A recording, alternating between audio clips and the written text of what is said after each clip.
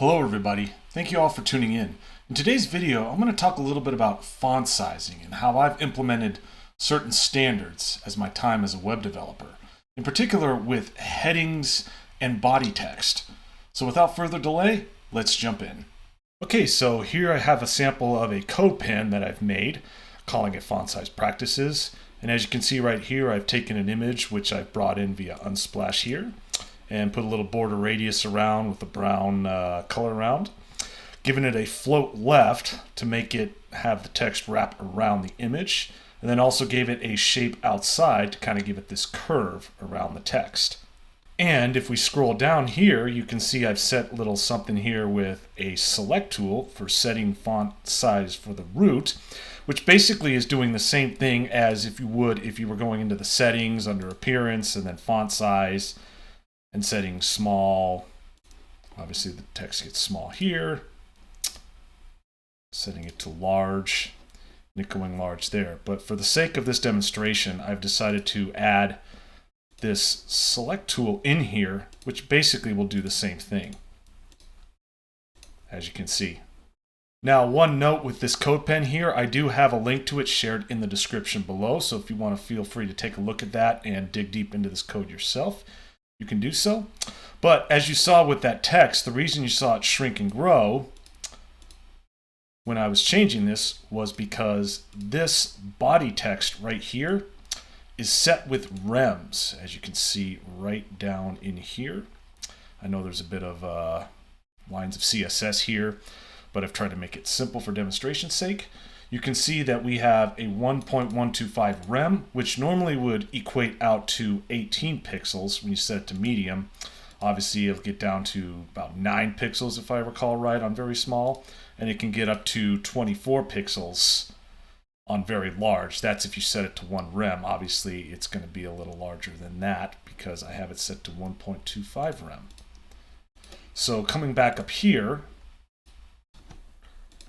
if we zoom out here, just to make it easier to demonstrate this, when I have the text shrink and grow like you saw before, you notice how the heading is not growing or shrinking as much.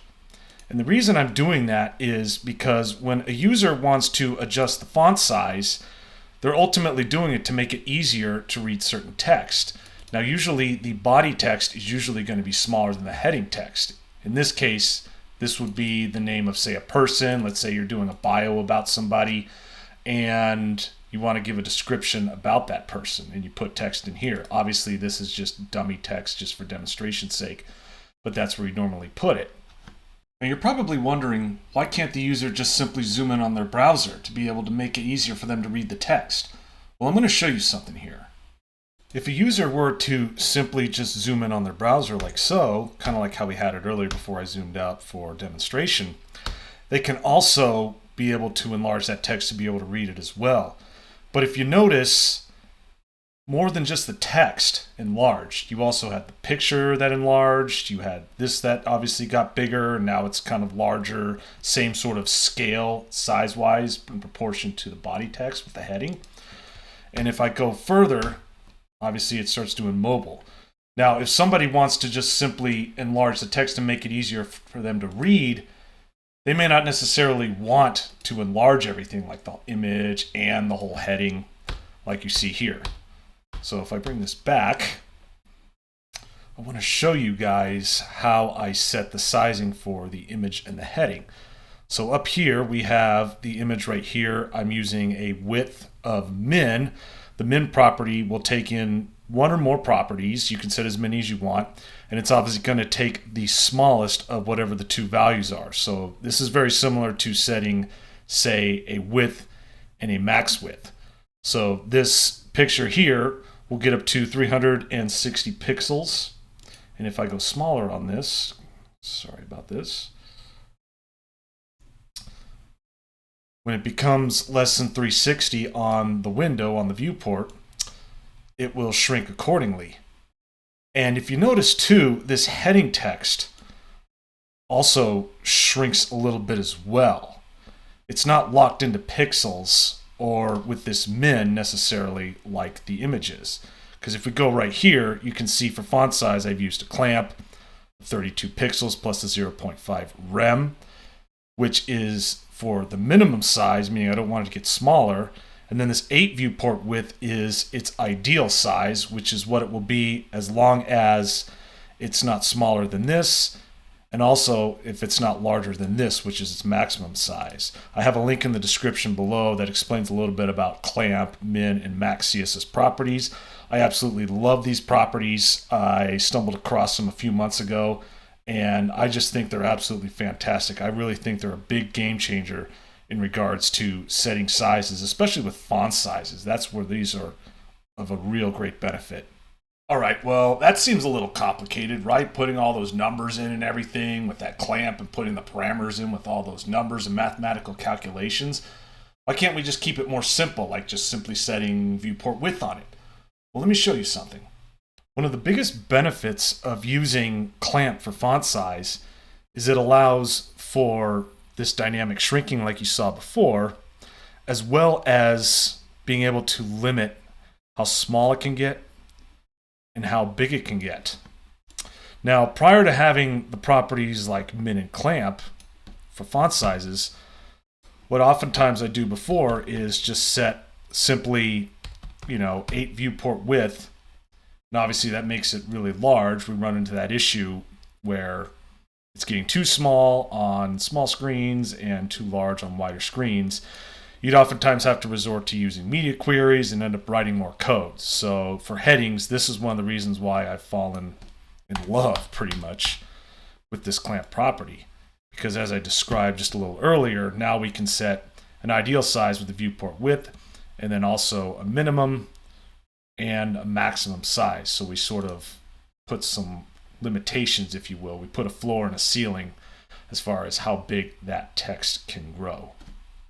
Now, you probably noticed that for this clamp property, I kind of have this 32 pixels plus 0.5 rem, and then this 8 viewport width plus 0.5 rem for the ideal size, and then for the maximum, I have 46 pixels plus 0.5 rem.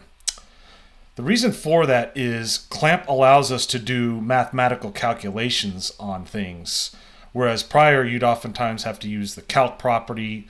Whereas with clamp, you can just put it right in so long as you maintain a space here with this plus or minus or whatever you're doing. Now, if I zoom out here, the reason why I kind of had that plus 0.5 rem, plus 0.5 rem on the minimum, the ideal, and the maximum size was to give a little bit of wiggle room.